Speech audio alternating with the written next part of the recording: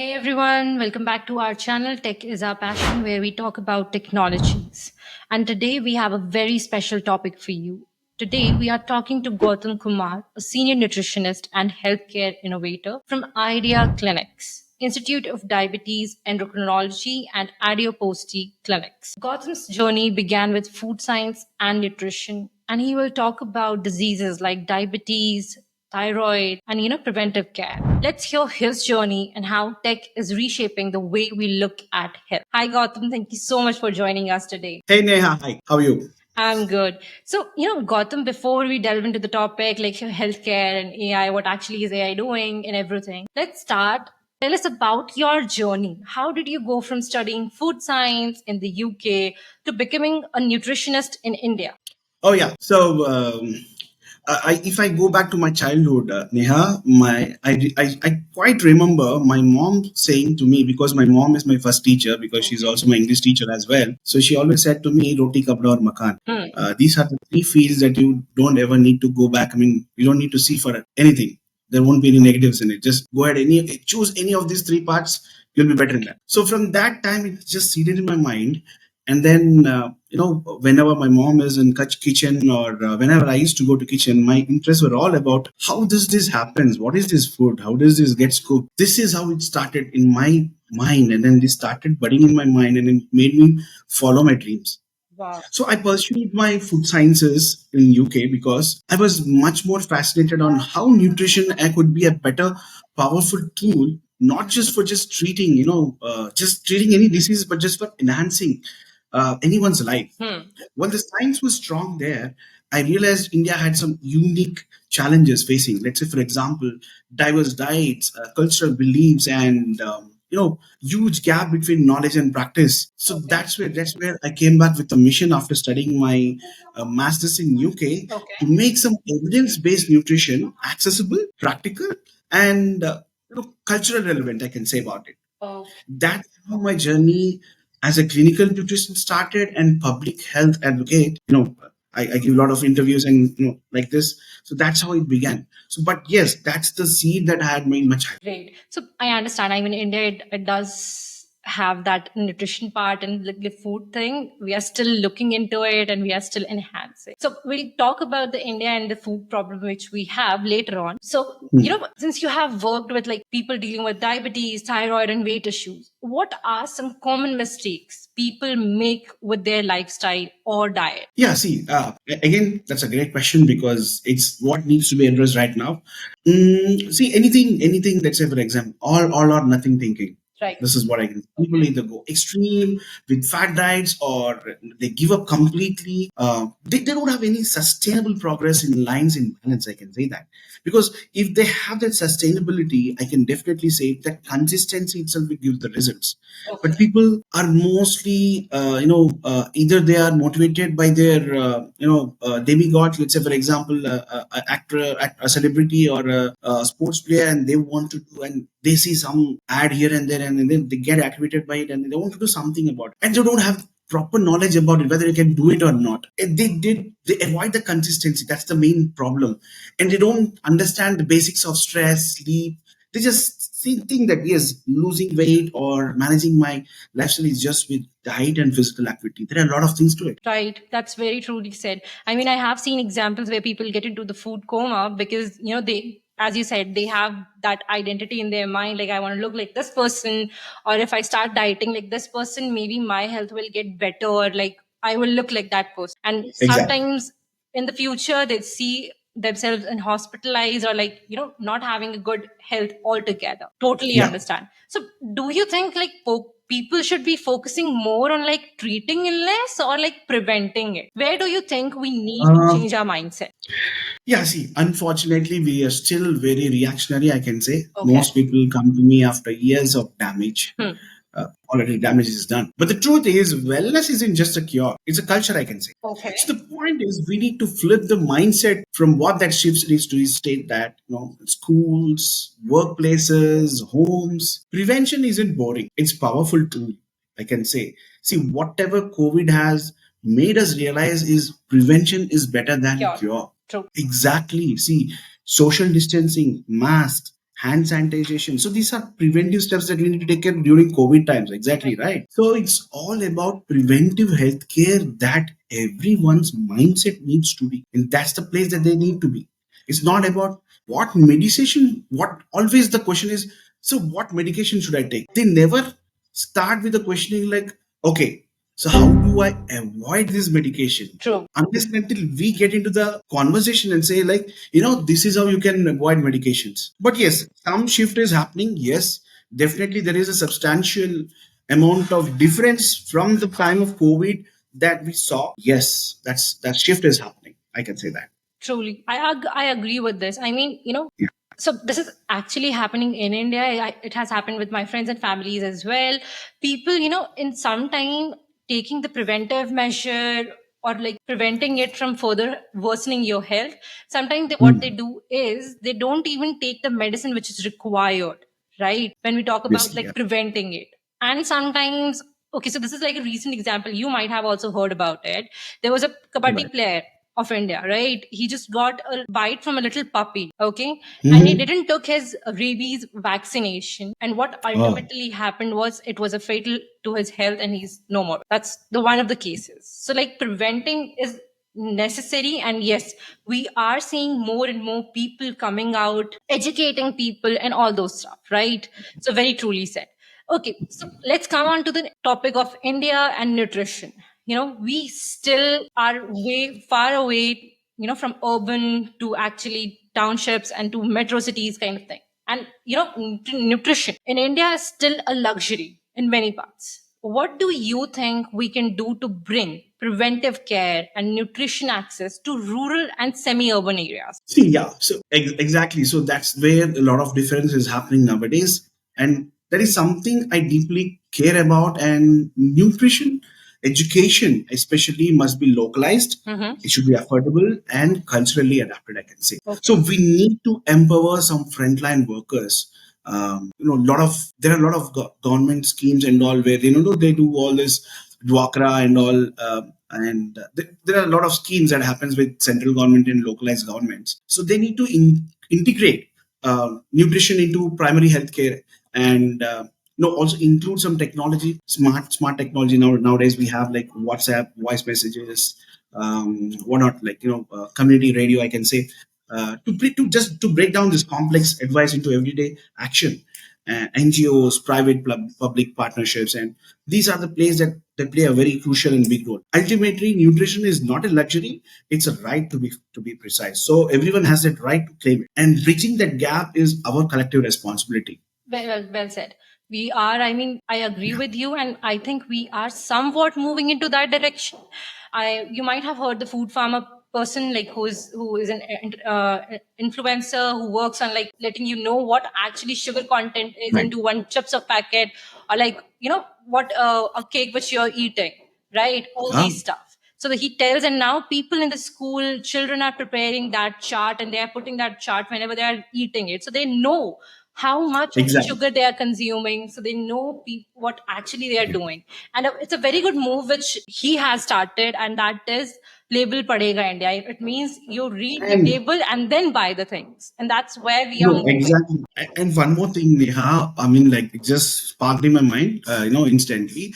I think, many government schools and many colleges and universities, they provide books from their side, Mhm. and people and students buy it from them, right? Right. So I think if there is a chapter, or if there is, a back page where it says like, this is the balance plate, this is how your Right. nutrition should, like, so basic points like, the red, green, yellows. What are the red, green, yellows for your diet, or what are the nutritional habits that you need to have on a daily basis?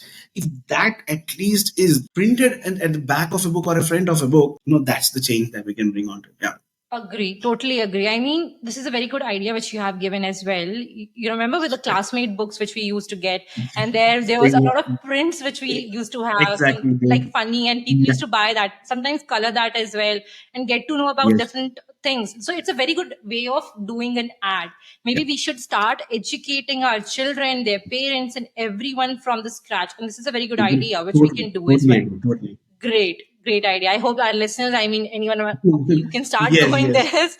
This Exactly, is a good exactly. idea, Yeah. right? Okay, so let's talk about the Idea Clinics, the a place Oh, which yeah. where you're working, right? Tell us about Idea Clinics and like how is it different from regular hospitals? Okay, so first of all, IDEA, IDEA stands for Institute for Diabetes, Endocrinology, and Adiposity. So it was born out of the need to make healthcare more continuous, personalized, and preventive. Nice. Those are the focus points. See, Great. unlike traditional hospitals, we would like to door deliver the care. That's our core value. That's Values, our core yes. value. And we don't want patients to wait to fall sick and walk in with a lot of issues. We build long term care pathways for chronic conditions like diabetes, thyroid, PCOS, and obesity. It's not about treating episodes, but managing health over time with a team that knows your story is very important. Right. Great. So I have also seen like the IDA clinics follows a hospital independent model, right? So what does that mean for patients and doctors? See, that's what it means. See, healthcare follows the patients, not the other way around. So we moved beyond physical consultations and infrastructure. So consultations, diagnostics, nutrition, fitness, mental health, whatnot, all are delivered seamlessly through our consent ecosystem. So for doctors, it's empowering, and they can provide consistent care supported by data and AI without being tied to hospital walls. You don't need a doctor to come and sit for hours in a consultation room and wait for the patients to walk in.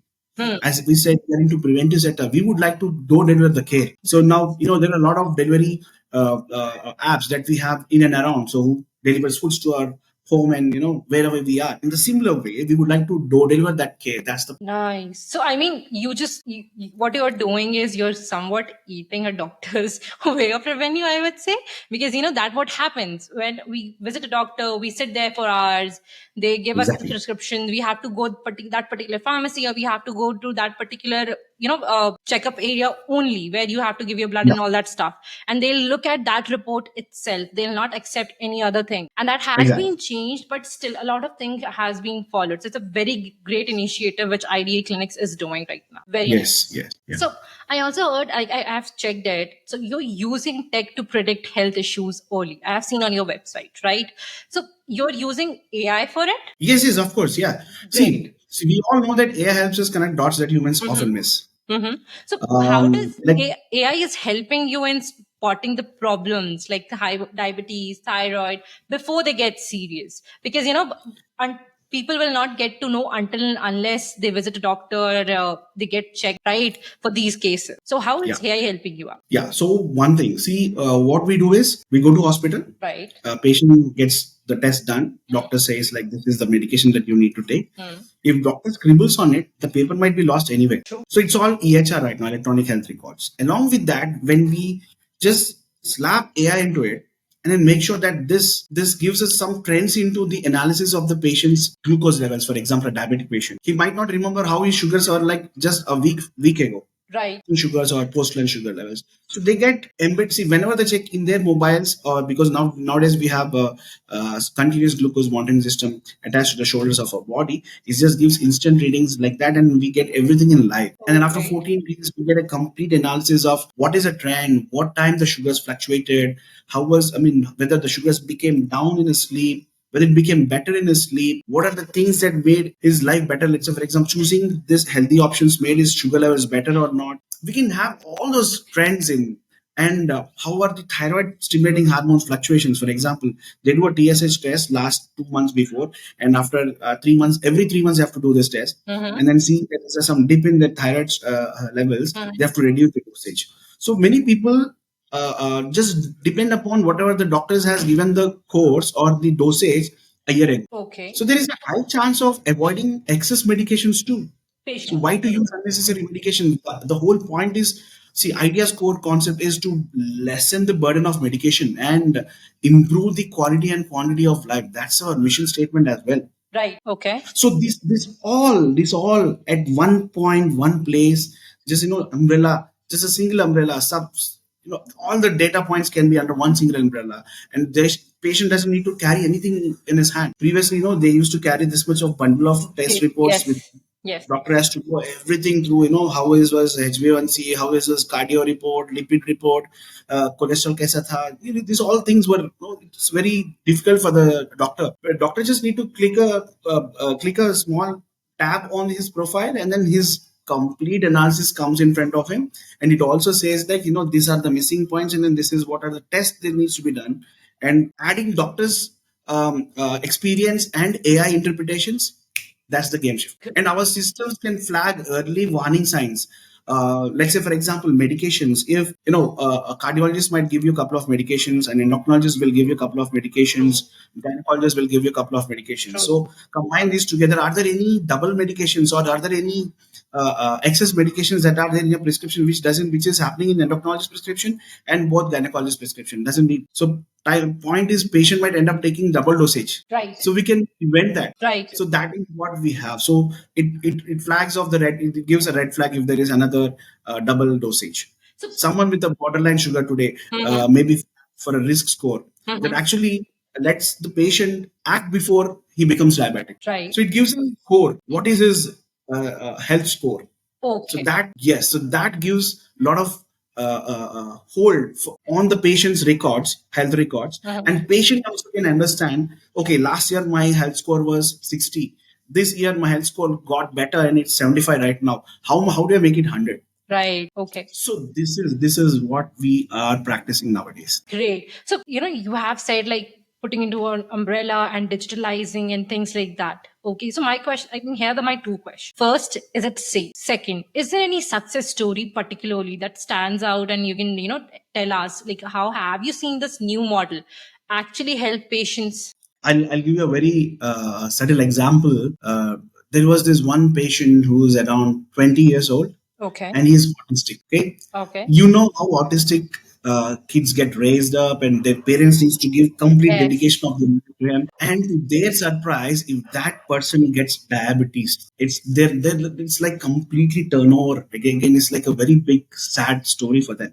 Right. So what we did was, we had this annual care program and made him join that program, and made sure that this patient being followed up every day and gets monitored and supervised. Okay. So sugars were around 300 and 450 in the beginning, Okay. and we had to initiate some insulin for him, and at the same point of time, couple of medications as well.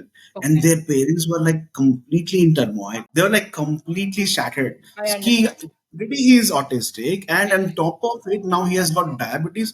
So Right. after this, who is going to take care of him? So Right. how does he gets his diabetes under control? They were like completely shattered, and they were like clueless. What should be happening to him, or what I can say, how should we care him, and what is the food that we need to give him? How careful we need to be. Already they are taking a lot of care of it, but yeah. So that's where we stepped in and made sure, like, sir, you take care of your kid as you're taking as on an everyday basis. Okay. You just follow these lines. Hmm. Just make sure that you give a consent that your kids sugars are monitored from our side as well. So we had that consent, and then we made him come out of insulin in 30 days. Just 30 days. Great. And that's the power of early integrated care. Right. That's very great. I mean, And now he's off medications. Now he's completely off medications because his sugar has started dropping down. So we have to drop down his dosages slowly, slowly, slowly. Eventually, he started to get better in reference to his dietary patterns, sleep patterns, physical activity. All this care. So we made sure that this complete, I can say, like, this complete integrated care is what people need right now. And that continuous care is what helped him to get out of prescription medications and give more confidence to their parents. and this all has been done with the help of AI, right? Yes, AI, and of course, yes, it's a combination, I can Right. say. I understand. I mean, people and AI. We cannot leave everything on AI. So the next Yeah, question is, because is it it safe? gave a complete health Uh-huh. history. It gave complete trends about how he's improving. Live sugars, trend. Trend. Kya ho raha hai uske साथ. And we used to get whatever he used to eat. We need to get the pictures. So that's how it is. And evaluate the calories in his plate. Yes, definitely the AI has definitely gave complete push to whatever the previous, brick and mortar style. Right. Great to hear. And again, this is like my question. So is it safe, the data which you're putting on AI, it's actually in health data, right? And it's being trained. So whatever, I don't know what app you're using, it's your own builder, like things like that. But you're making sure that it's safe, right? The patient's data is safe. See, of course, yeah. See, because it always follows safety and security policies. There are a lot Right. of policies that we have, and it's like HIPAA policies and all. So Right. HIPAA definitely, compliant and all that stuff. yeah. So there is no issue about it. Yeah. Great to hear. Okay, so since AI is coming into a lot of sectors and it's into healthcare as well, right? In the nutrition and everything. So let's talk about like how actually AI is changing the health, because healthcare is changing fast, AI is also changing fast. So what part of this excites you the most? Oh, yeah. So definitely, what excites me the most is the shift from the reactive to proactive care. Okay. So with AI, we can focus on prediction, personalization, and prevention, especially not just prescription. Okay, Yeah. great.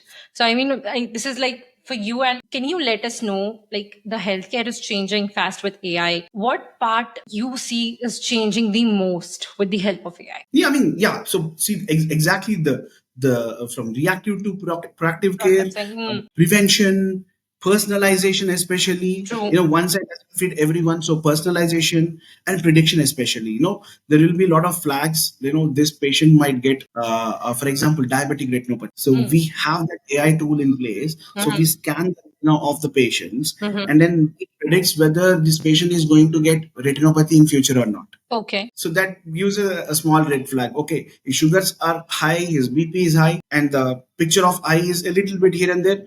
High probable chances of retinopathy. Everything is fine. Now, no issue of retinopathy. He's fine for the next 1 year. So this has to be done every 6 months once. So, but for Okay. the next 6 months, it's really tough. Right. So this is the personalized care, this is the preventive care, and this is the predicted care that we can give. It's just not prescriptions anymore. I Right. can say that. Okay. So, Yeah.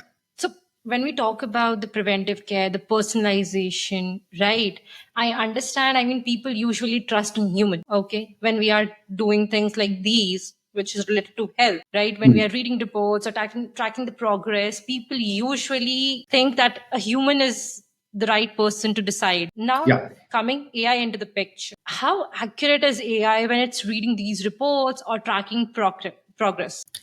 Yeah, I can say it's remarkably accurate when paired with clinical context, because there should be some clinical context as well. Right. Because AI can track trends across blood work, vitals, and lifestyle logs, Right. and even some action plans as well. So for this patient, these are the tests that needs to be done, or these are the doctors he needs to see in the next few weeks. For us, it's like having an extra pair of eyes, I can say. It's always good to have extra pair of hands or extra pair of eyes to make sure that we are not missing any point. Spotting what the human mind may overlook under time pressure. For example, you are looking for another patient's line is bigger, and then people are shouting in the OP, and then how much time does it takes for me to get to a doctor? I've taken my consultation at this point of time, that point of time. This happens for Right. sure, but it's still human plus machine, not machine versus human. Right. Very true. So that is the one thing everyone should be all concerned about. It's not about human versus machines. It's humans plus machines. Okay. So, like you said, it's human plus machine, right? But when AI is giving you answers, or like AI is giving your, reading reports and giving you a set of data, what people usually, happens with people is we think the data which AI is giving is correct, right? So, I mean, this is like human hallucination because we are relying on AI, right? So, how do you use that data to make better decisions? People, I just look at this and you just go ahead and send it to the patients, or you look into it from a different angle and try to make sure that whatever data or whatever decision which has been made by the AI is correct or not. I'll tell you one thing. See, what is the basis of doctors? They do BPC, and then after that they do the MBBS, right? Right. They never see maths in their life. True. So how do they analyze the data and say that last previous 3 months your sugars are less? Now first next 3 months your sugars. I mean, right now the sugars are more. High chances in the future, if your sugar levels are in the same way, what is going to happen? So we do a lot of research, right? Right. So research happens only with an addition of mathematics. Okay. And doctor might not be completely aware of what is sometimes a square root of 100. I'm just giving an idea. So that's where the AI steps in. So it gives you the formulas, it gives you it gives you the basic additions and subtractions, or the trends, the analysis, and if the sugars are going in a bell curve, or is it shooting up like an ECG curve. So that is what AI can really read, and which doctors sometimes might not have any idea, because till then doctors have to depend upon lab reports, and then they used to resend the same reports to them, and then again there should be some other person sitting up in the hierarchy, and then he used to Look give at a it. suggestion on what exactly is happening with the patient reports. And Okay. then there is a lot of delay for this. A week, previously it was a month. Right. So, Now some test has to go to Mumbai and then come back. It takes at least a week. yes, I have. For I cancer I mean, markers some and results does happen sometimes. Like it take uh, a lot of time. exactly. And the analysis in MRI reports, or let's say for example a CT report. Some things might be the probable adenocarcinoma. What is probable for the patient? Okay. You might not completely have an idea. Yeah. Probable, is it confined or is it Confirm. not confirmed? Confirm. So he Doctor does has that. no idea. Hmm. So he has no idea about it. So he has to again come back to doctor and say, like, doctor, this is what it is. So is it confirmed or not confirmed? So doctor says, okay, wait for some more time because we are waiting for the results. Right. And that's where patient goes into a lot of turmoil, and he goes into a palpitation. He gets all palpitations and all. Definitely. I mean, if something is serious and we don't get answer like within just like quick few minutes, it is human tendency to go into the things and think bad and bad and bad, how worse it can get. So Yes. I totally But understand one about thing, yeah, but one thing what we observed is, previously, if you are just Googling around, that. you might get, like, if you're having a headache, you might die tomorrow. True. That's totally true. You might have some tumor, you might have some carcinomas over your head or something like that. Very true. Nowadays it is all lesson now, so it Very says like might be this, so you go and see an ENT or you go and see a neurologist. It might give you that, and at the end it gives you suggestions. So okay, right. now human being is a little bit relaxed than previous results, so definitely it is making better. But yes, along with, as I said, human plus machine, so doctors plus AI is Doctors what plus it. AI, right? So said doctor plus AI. So AI is just a helper, or is it like becoming a part of how treatment works? Think of it as a foundation layer, I can say. Foundation layer. Okay, so I mean more of a Yeah, like partner kind of thing, helper, exactly. partner, So or a exactly, starter, basic thing which is required, right? exactly. See, previously when we used to have kingdoms and all, where kings used to rule the places, there used to be always a person called a minister. Right, So minister used to suggest, because the minister is a very clever guy as well, and there used to be a lot of pundits in his kingdom, right. where they used to get a lot of inputs every day, and then judges at the end of the time. True, true. So that's how AI is, like, it gives you some suggestions, it triggers certain thoughts in your mind, Mhm. while the clinician adds empathy, judgment, and context. AI adds it just gives values, but clinician, I mean the doctors, adds empathy to it, judgment and context also. So it's not a tool anymore, it's just part of the ecosystem, I can say. Okay, so AI is not just a helper. I mean, it is kind of a foundation layer, but it is becoming more of a part of like how the treatment works, or how generally, earlier the doctor's way of treatment used to be. Now it's a little different with the AI. So it's becoming a part of, right? Freedom of art, yeah, exactly. Great. So, let's come back to our country. In a country like India with limited healthcare access, I would not say limited, but definitely we have lack of healthcare, right? Can AI really bridge the gap between cities and villages? Oh yeah, see, let's say for example, if you see a specialist, for Mhm. example, a cardiothoracic surgeon or an Okay. endocrinologist, basic discipline.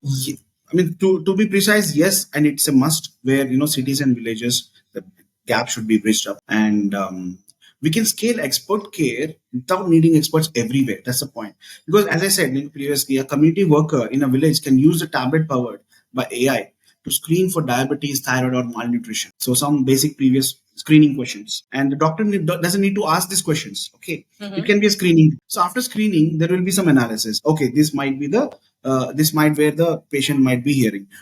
His sugar levels are like this. He never checked for thyroid. He never checked for his diabetes. So yes, it is necessary for him to check this because now he Right. is giving some symptoms. Hmm. So then connect to the specialist virtually, where because it is already happening now. Nowadays, you don't need to go to a doctor. You can take a teleconsultation because Right. this has come before COVID also, right? Right. From that Yes. now it all populated a more, and it's most promising way to democratize this healthcare and make sure that it is accessible to everyone. So, like, I mean, this would be one thing, I mean, which you have mentioned, like, for our government as well, they can Yes, make most out of rather than exactly. sending doctors to remote locations. I mean, it's a good thing because, sometimes patients require on premise healthcare.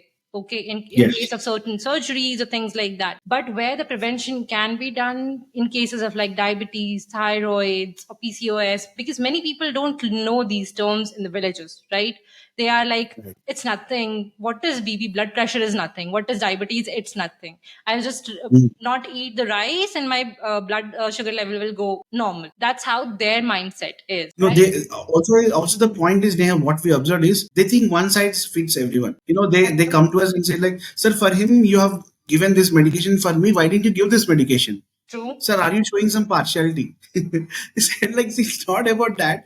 One side doesn't fit everyone, man. This is what we try to tell Well, everyone. It because should they be are not that customized. educated. No, they usually think that whatever doctor is prescribing is not good. That's one Ex- mindset which village people usually have. Which, in Exactly. fact, not only village people, I would say people living in metros also sometimes have this thing in their mind, No, which I'm is just giving kind you of that scenario. That is what is happening. Yeah. yes, which is kind of true, not true as well. Because you see, when doctor is prescribing something, some medicines, they don't give you whole analysis or like sit with you for a half an hour and tell you each and everything what is going behind that particular prescription, right? They just give you and you have to eat it.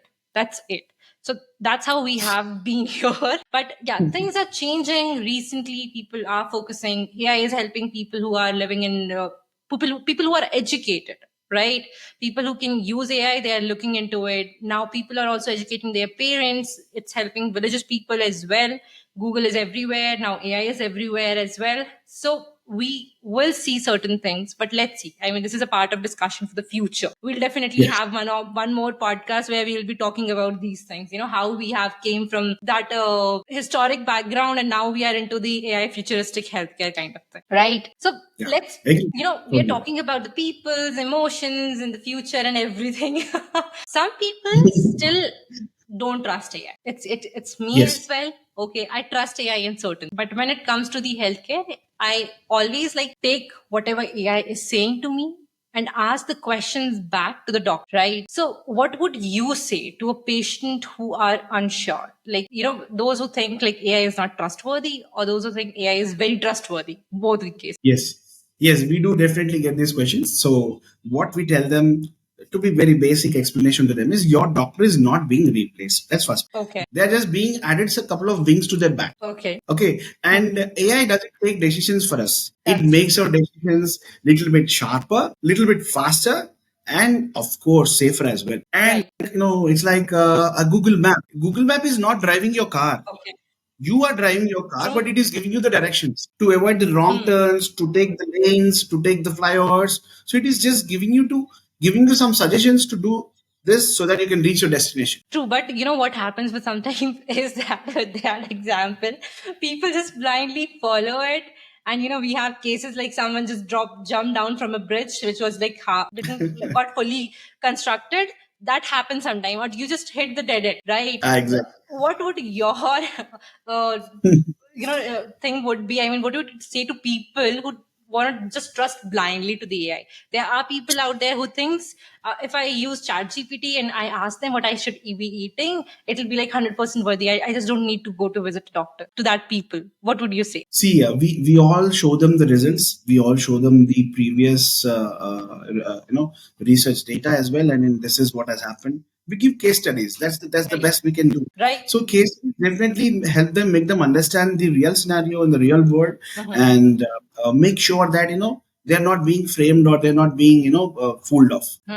True, true. So, And they believe that, yes, okay, this is the person, this is the age person, has got diabetes at this point of time, has got pregnant lady has got gestational diabetes. Initially she was on insulin. After pregnancy, after delivery, she was out of diabetes, because that's what happens. okay. And taking insulin once is not like for a lifetime. So Right, many right. people keep this pretext mind that if they use insulin for once, they have to be on insulin forever. True.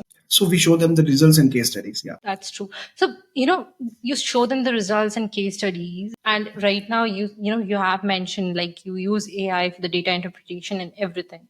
So, in the future, do you think doctors and nutritionists will mostly interpret data, not just give the advice? See, at the end of the day, empathy is still the most powerful medicine.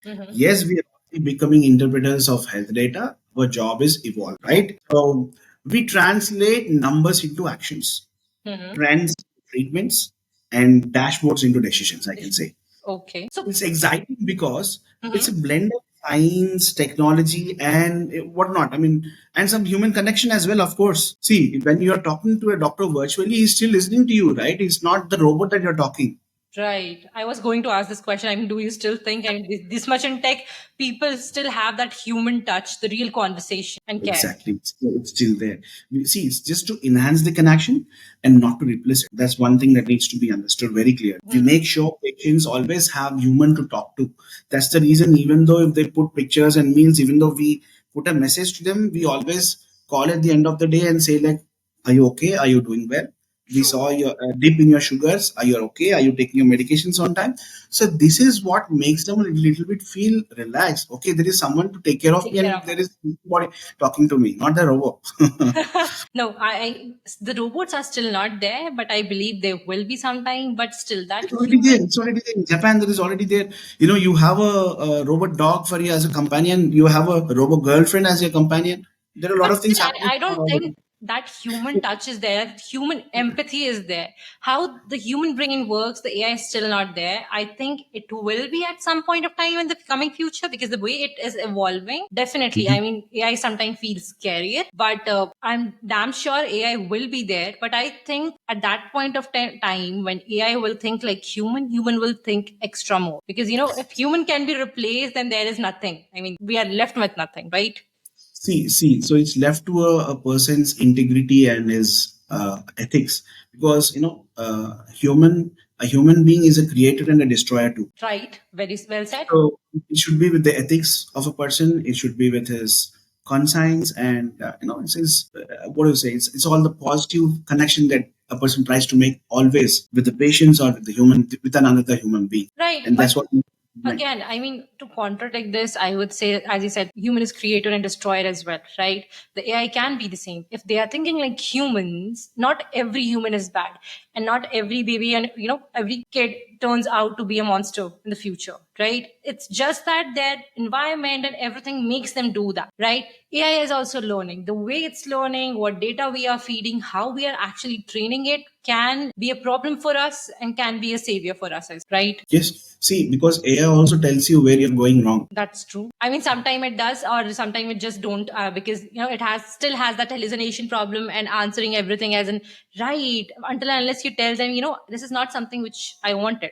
I wanted like this, so he'll say, okay, sorry, I mean, I'll redo this, and I'll get back to you with new answers, and then it'll give you new answer as well, right? Work on the previous mistakes which has been done. So it is still learning, I would say. Yeah, but whenever we are in uncertainty, we always go for the expert advice, right? True. So that's where patients or a person who is using an AI can always go back to his clinician or a doctor and ask the question about. Right. So, I mean, people don't just blindly follow the AI. Okay. It can give you wrong results as well.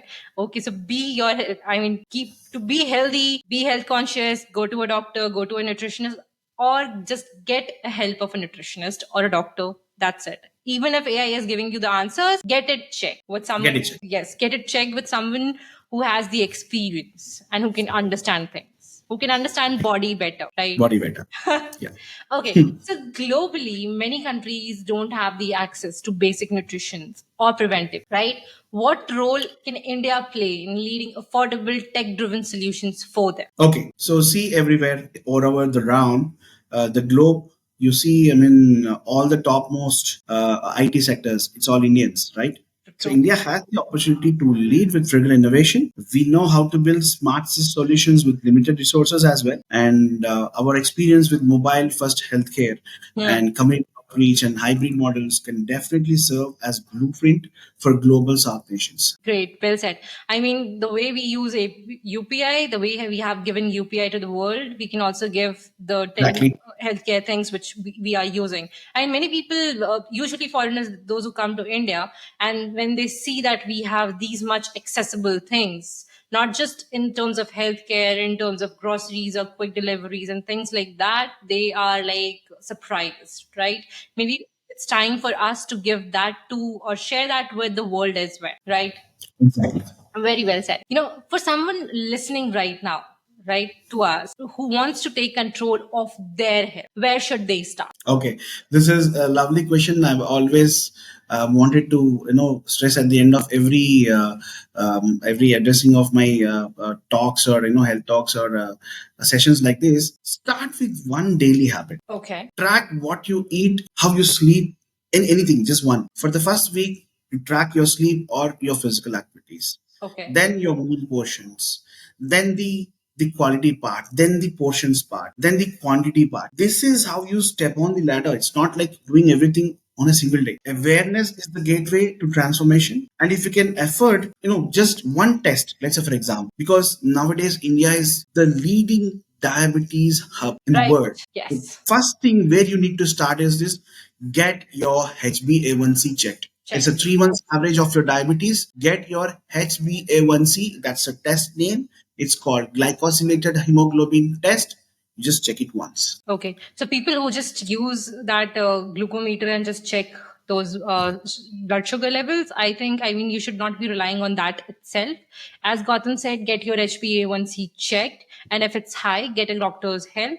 And if it's not, great result for you. I mean, great news for you. Go ahead and get it checked in how many months, you would say? I mean, how frequently we should get this checked? Yeah, see, frequency, yes, every 4 months to 6 months once. Okay. It exactly tells you how your body is handling your sugar and stress, which are the two silent disruptors of this modern health. Okay, got it. I mean, this is Yeah. especially for Indian people because, we, since, as you said, we are diabetic health nation kind of thing. Yeah. Definitely everyone I would suggest should get HbA1c checked once. So, you know where you are standing in terms of getting diabetic, whether you're Yeah. pre-diabetic, you're already diabetic, you have diabetic type 2, type 1, all that stuff, right? Yes, yes. Okay, great. So we have discussed some very serious things on healthcare, AI, and everything. Okay, definitely. Let's connect again and let's make something, particularly on one particular problem and get into the deep of it and how actually in our India people can actually, keep a track of it or correct it, what actually is required and everything. Let's get on. We'll make it. People will be soon having with you another session with Gautam on one of the main things. Either it's diabetic, it's thyroid, or something else, but we will be soon coming. So thank you so much for listening and keep listening to us. Tech is our passion. Thank you so much. And thank you so much, Gautam, for joining us today. It was a very great session. I learned a lot. I hope the session, when it comes out, people will also be listening and getting more out of it.